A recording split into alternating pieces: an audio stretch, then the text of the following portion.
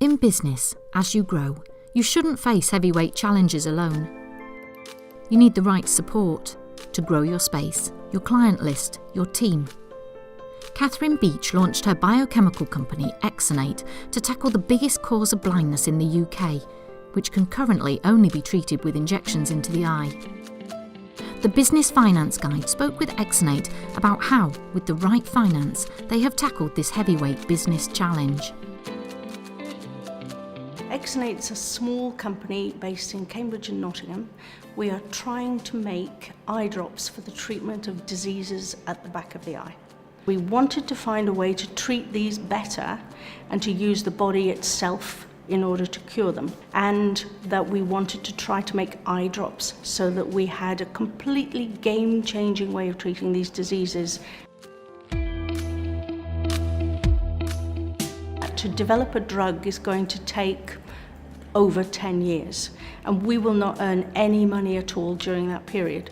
So we needed to find a way that would fund the company, knowing that the revenue and therefore the real value in the company would be generated down the line. To date, we've raised about £2.5 million as equity funding. The structure of the company was always to remain lean and to try to utilise those funds in the best way that we possibly could, so that we delivered as much value to shareholders without wasting money. We didn't want to buy an awful lot of equipment, and you can't really do debt financing unless you own something. And my business model was to try and own as little as we possibly could. A lot of business owners do not want to dilute the equity and they want to keep it a certain size, which is fine. But if you have ambition and you want to grow your company, it's good to work out what those options are. And we all know about the old typical debt financing. Equity financing through various mechanisms, whether it's from business angels, whether it's from an institutional investor or others, it's good to work out what your options are. In the selection of angels, we absolutely were looking for more than their money. I wanted people who had grown companies. I wanted people who were generous enough to share their networks. I have been in biotechnology now for a long time.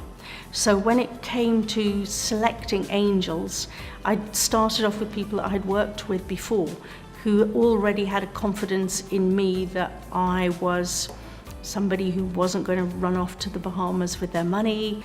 And then there was a ripple effect of introductions to the next person and the next person.